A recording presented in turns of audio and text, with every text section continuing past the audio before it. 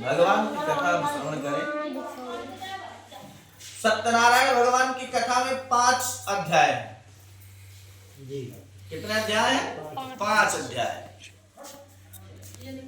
कहीं कहीं गांव तो ऐसा होता है कि जब 3 संख्या बोल जाता है तब मेरे को सोचे थी हम 5वां बोल जाए पहुंचत। हाँ, तो ये सब दुनियादारी को पता है कि 5 संख्या बोले हैं। तो कितने अध्याय हैं उसमें? 5 अध्याय। प्रथम अध्याय का काम है कि केवल मनुष्य को उपदेश कर देना कि मनुष्य किस प्रकार से सत्यनारायण भगवान की कथा सुने करे। आपको सब कुछ पता है, बहुत पढ़ाई किया है, लेकिन मशीन नहीं चलाओ जनता है। तो पहले आपको उसकी ट्रेनिंग ओका सीखक पड़े, ओका पूछक पड़े किसी से। और जब तक आप पूछेंगे नहीं, अब आजकल देखा ट्रैक्टर चलाने वाले लड़के स्विफ्ट डिजायर पर चढ़ के हाईवे सीधा पहुंच जाते, तुरंत ठोक देते। तो आपको जानकारी जब तक नहीं होगी तब तक कार्य अच्छे से नहीं हो पाएगा। इसलिए प्रथम अध्याय में केवल यही बताया गया किस प्रकार से कथा सुना जाए, ना बेटा कैसे सुने। हमें आपको कैसे पता है कैसे सुने? जो बताया जाएगा वही स्मरण करेंगे। तो प्रथम अध्याय में यही बताया गया। चलिए श्रवण करते हैं। एकदा नैमिषारण्य ऋषिया शौनकाद्या। एक बार हुआ क्या कि नैमिषारण्य क्षेत्र में, नैमिषारण्य कहाँ बात? नैमिषारण्य जो है जंगल नाम, नैमिषारण्य है यही सीतापुर साइड में है। तो नैमिषारण्य क्षेत्र में 88,000 ऋषि बैठे थे, विचार कर रहे थे। क्या सोच रहे थे? अच्छा, सोचने का काम ऋषियों संतों का ही है और सरकार का है। सरकार और ऋषि मुनि ये एक्स्ट्रा सोचते हैं आपसे। कैसे एक्स्ट्रा सोचते हैं? हाईवे बनाओ था, इसके पहले वाली सड़क कैसे थी? अगर वैसे सड़क अभी रही होती है तो फिर आज कैसे पता लग 2-2 मिनट पे जाम लगता है ना? लगता। और आज उतनी चौड़ी सड़क बन गई फिर भी जाम। तो सरकार आपसे एक्स्ट्रा सोचती है, संत आपसे एक्स्ट्रा सोचते हैं। संतों ने कहा कि कलयुग आ रहा है और जब कलयुग आ जाएगा तो इसमें लोग बड़े पापी होंगे, बड़े दुष्ट होंगे, और इन दुष्टों का उद्धार करने के लिए क्या उपाय ढूंढा जाए? यही सब विचार कर रहे थे। इतने में भगवान सूत जी का आगमन हो गया। किसका? सूत जी। सूत जी महाराज कौन है? व्यास जी महाराज के परम प्रिय शिष्य हैं, जिन्होंने 17-18 पुराण उपनिषद शास्त्र की रचना की। उनके शिष्य हैं सूत जी महाराज। सूत जी महाराज जैसे आए, सारे ऋषि खड़े हो गए और प्रणाम करने लगे, दंडवत मारने लगे। सूत जी महाराज की उम्र कितनी है? 20 वर्ष की। और जो ऋषि वहां बैठे हैं उन ऋषियों की ऐसी उम्र है, इतनी लंबी उम्र है जिसके उम्र में पता नहीं कितने युग बीत गए, लेकिन उनकी उम्र नहीं बदली। ऐसे ऋषि वहां बैठे हैं। फिर भी सारे ऋषि खड़े हुए और उठ के जो है प्रणाम करने लगे। क्यों? सूत जी ने कहा आप सब भाई इतने बड़े बड़े ऋषि मुझे प्रणाम करते हैं। तब ऋषियों ने कहा कि धन वृद्ध्या बल वृद्ध्या आयु वृद्ध्यस्तथैव च ते सर्वे ज्ञान वृद्ध्यस्य किंकरा। शिष्य किंकरा, कोई धन में बड़ा होता है, बहुत धनी है, कोई बल में बड़ा होता है, पहलवान है, कदाचित कोई आयु में भी बड़ा होता है, भैया बहुत उम्र कहे है।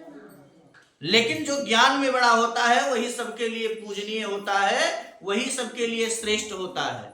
ये धनी बलवान फलवान ये सब श्रेष्ठ नहीं होते। जो ज्ञान में बड़ा होता है वही सबके लिए पूजनीय होता है। इसलिए सूत जी महाराज अज्ञानत भंत विध्वंस कोटि सूर्य समप्रभ, आप करोड़ों सूर्य के समान हैं। एक सूर्य तो इतना प्रकाश देता है कि महिमा हमारे सब जाए झेल पाई है? और आप करोड़ों सूर्य के समान हैं, इतना ज्ञान है आपके पास।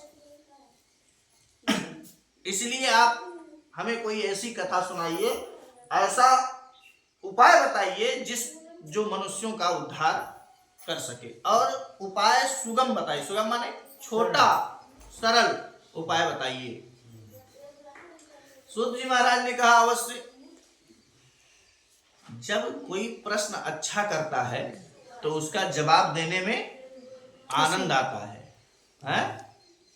अब जब क्यों उल्टा सीधा प्रश्न करत है तो उसका जवाब देने में मजा नहीं आता।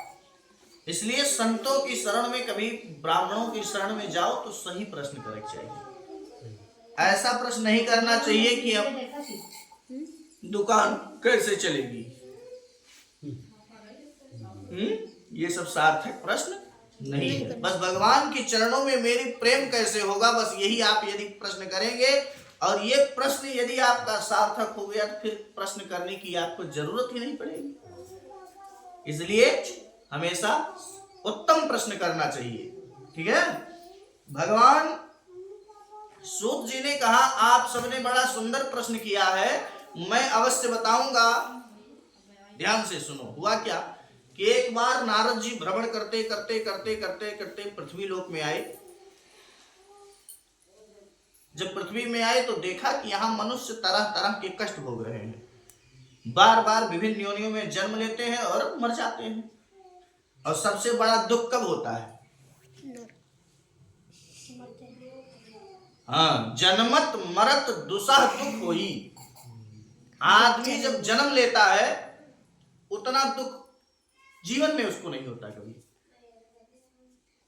अब आदमी जब मरता है तब उतना दुख। हाँ, अब मरने की और जीने की ये दोनों प्रक्रिया आप जान नहीं सकते हैं। गरुड़ पुराण उल्लेख करता है कि जब आदमी मरने लगता है उसके 15 मिनट पहले यमराज के दूत आकर रस्सी बांध देते हैं गले में। आदमी छटपटाता है, चिल्लाता है, बट कह नहीं पाता। अजामिल, भागवत में अजामिल की कथा आती है। अजामिल को क्या हुआ था?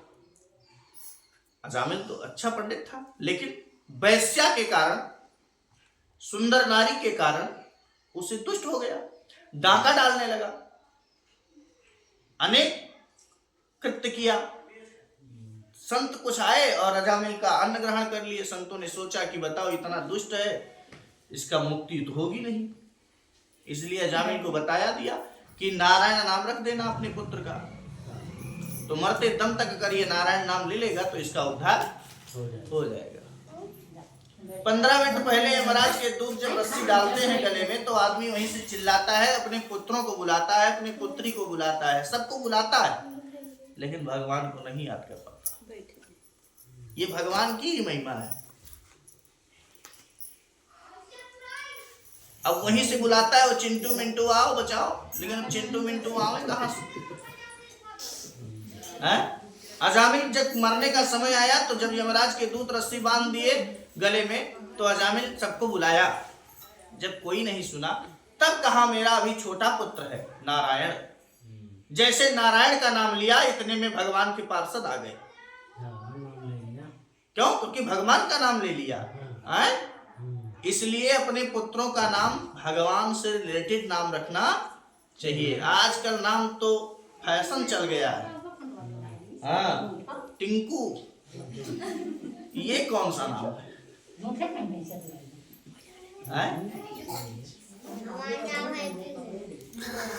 अनेक नाम आजकल उल्टा सीधा सब है। तो इस नाम से उद्धार होने वाला, कम से कम आप अच्छा नाम रखेंगे तो उसी के बहाने भगवान का नाम गुणानुवाद करते रहेंगे। इसलिए भगवान का नाम से रिलेटेड अपने पुत्र का नाम रखना चाहिए, जिससे कल्याण होगा। कहाँ थे? सूत जी महाराज। सूत जी महाराज कथा श्रवण करा रहे हैं। नारद जी जब पृथ्वी लोक में आए तो देखा कि यहाँ तरह तरह के लोग कष्ट भोग रहे हैं। बार बार जन्म लेते हैं, बार बार मर जाते हैं। और ये बहुत संकट की बात है। कुछ ऐसा उपाय करूं कि यह सबका जन्म बार बार ना हो और ये सब भगवान के शरण में जाए, हैं?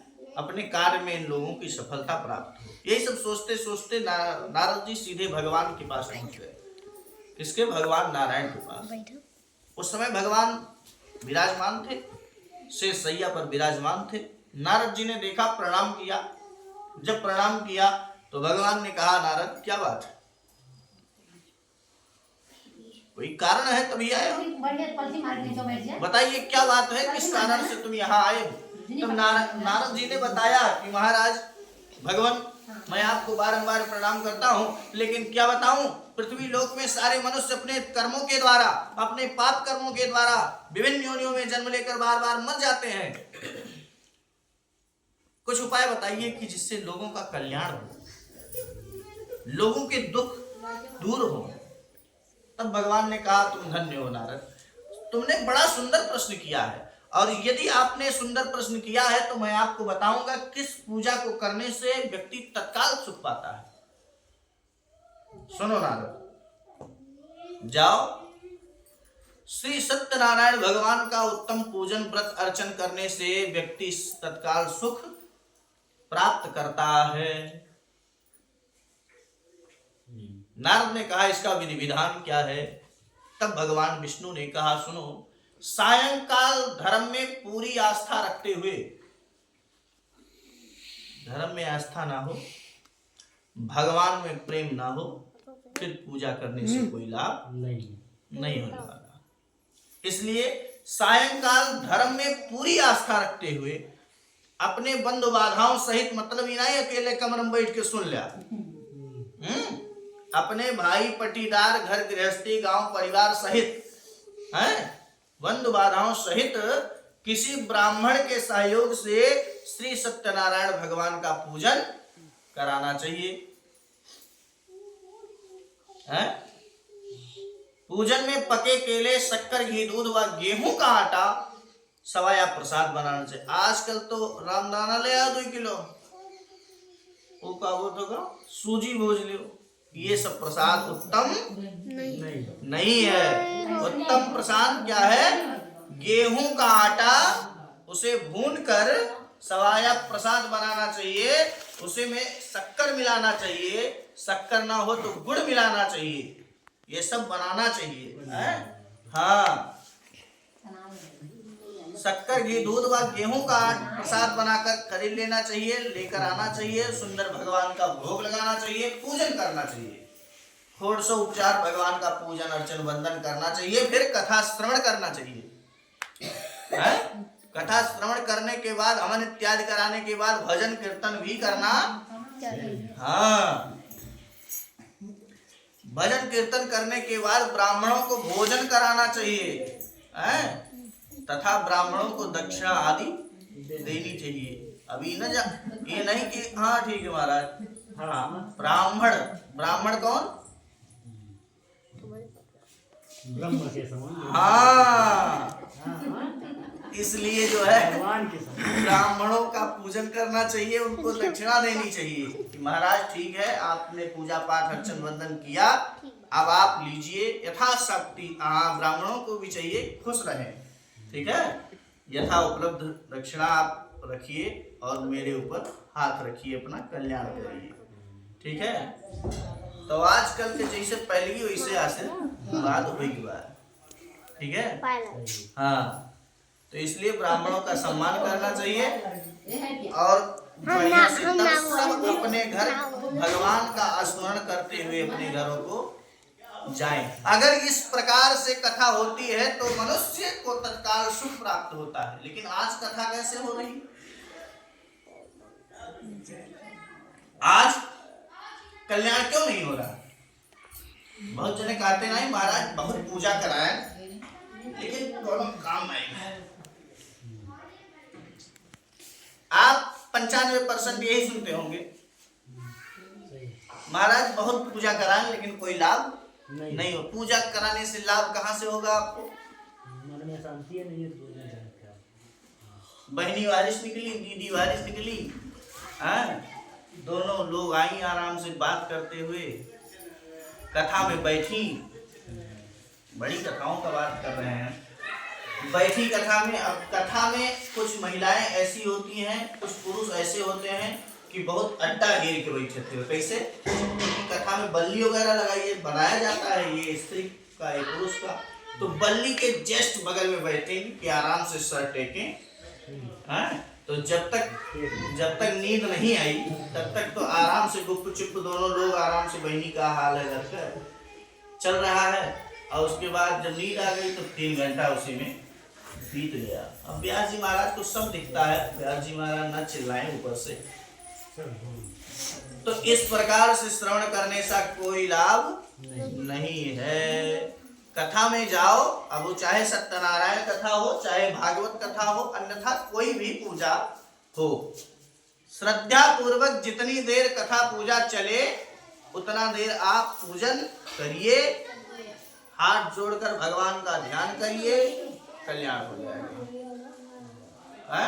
श्रोता, श्रोता के लक्षण बता दें। श्रोता कैसे होते हैं, किन श्रोताओं का कल्याण होता है? श्रोता एक प्रकार के नहीं, श्रोता 3 प्रकार के होते हैं। इतने लोग हम बैठे हैं, इसमें 3 वैरायटी के आदमी हैं। 3 वैरायटी के आदमी हैं, समझ जाओ। पहले श्रोता, पहले नंबर पे आते हैं कौन? श्रोता, जो घर से आएगा आराम से बैठ जाएगा, ठीक है, घर से आएगा आराम से बैठ जाएगा, जब तक पूजा अर्चन हुआ, कथा चली, तब तक बड़े प्रेम से कथा बैठ के सुन रहा है। आरती वारती हुआ, प्रसाद लिया, चला गया, यही काम है उसका। ये है सच्चे श्रोता। दूसरे कौन है? दूसरे है सरवता। दूसरे सरवता, सरवता का काम क्या होता है? सुपारी काटना। दूसरे होते हैं सरवता। अच्छा, वो आएंगे तो वहीं से बोलेंगे केला टेढ़ा मेढ़ा कुछ लगा दिए पंडित जी। स्वाभाविक, ये आपका विषय नहीं है, वो उस यज्ञाचार्य का विषय है, उस यजमान का विषय है, आपका विषय कोई नहीं है। यदि आप अपने मन में, अतः प्रक्षाम संसिद्धिम योगिनाम परम गुरु, भागवत कहती है, मन में 1% संशय हो जाने पर उसका दुष्प्रभाव पड़ने लगता है। हम जान नहीं पाते, आज नहीं, प्रकृति जड़ है, आज नहीं कल हमें जवाब देगी।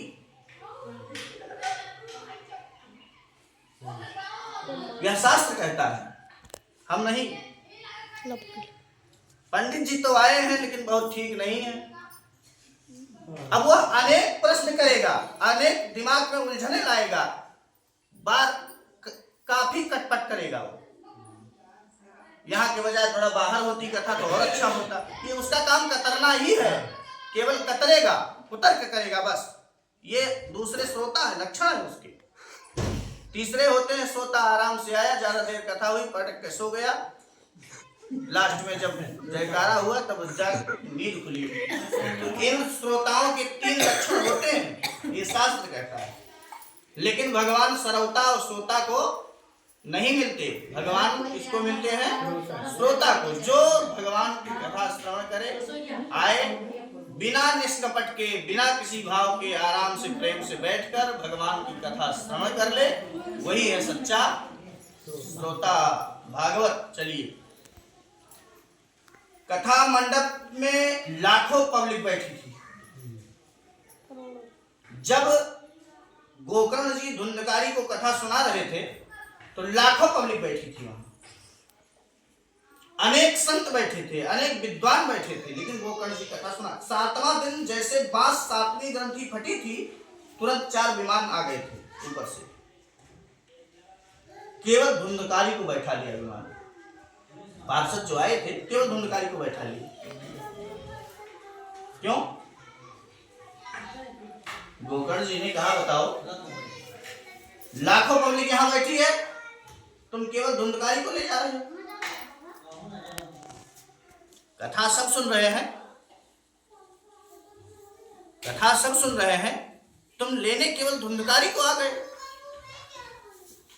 तब पार्षदों ने कहा कि यह सब जितने सुन रहे हैं, ये सब है सरवता एवं श्रोता, जो सही है, जो असली श्रोता है वही धुंधकारी है केवल, इसलिए मैं इसको ले जा रहा हूं। तो सुनने को तो बहुत लोग करते हैं। आज कथा भी, आज बहुत कंपटीशन हो गया, कथा में भी कंपटीशन है। कथा में कैसे कंपटीशन हो रहा है? हमारे यहाँ जाओगे तो हम आएंगे। आएंगे, ये पहला कंपटीशन ही। दूसरा कंपटीशन जजमान, उनके यहाँ बड़ी अच्छी कथा है, हाँ, लेकिन उनसे किस करेंगे हम। हाँ, सही है कथा में 19, 20, 21 नहीं, कथा कथा है, कथा वही होती है। हाँ ठीक है, तो मन देश के ताल माल झाला बनाए लिया, अलग विषय है, लेकिन कथा वही है। आवाज लोग केवल यही कथा में, अरे ठीक है शादी उसे केस कहला, कथा नहीं, कथा तो वही है। कथा में क्या केस करेंगे? भगवान के कार्य में आप क्या करेंगे? मन में ये भावना आ गया फिर भी आपको लाभ मिलने वाला नहीं है। भगवान के कार्य में जितना हो सके अपनी श्रद्धा अनुसार, सामर्थ्य अनुसार पूजन करिए। मन में घमंड ना आए। जब अभिमान आ गया मन में तो वहीं खत्म। भगवान विष्णु ने कहा पके केले, शक्कर, घी, दूध व गेहूं का आटा प्रसाद बनाकर खरीद लेना, यही सब मिलाकर भगवान का पूजन करना, और यदि ऐसा पूजन करोगे तो मैं प्रसन्न हो जाऊंगा और आप सबको आशीर्वाद मिलेगा। नारद जी ने सुना, समझा, इस प्रकार जो कथा करता है उसी की कथा सार्थक होती है। भगवान का भजन भी कीर्तन करना चाहिए। कथा विराम होने के बाद भगवान का कीर्तन करना चाहिए, जो कि हमारे ग्राम समाज में तो होता ही है। लास्ट में भैरवी गोबे कर थी है? वही है, वो भजन कीर्तन करना चाहिए, वो भी बहुत अनिवार्य है। उसके बाद अपने घरों को प्रस्थान करें। भगवान का नाम लेते हुए जब अपने घरों को प्रस्थान करेंगे, ऐसी कथा श्रवण करने वाले व्यक्ति की उत्तम गति होती है, हमेशा प्रसन्न चित्त रहता है। श्री स्कंद पुराण खंडे सत्यनारायण कथायाम प्रथमो पुष्पाणि। बोले सत्यनारायण भगवान की जय।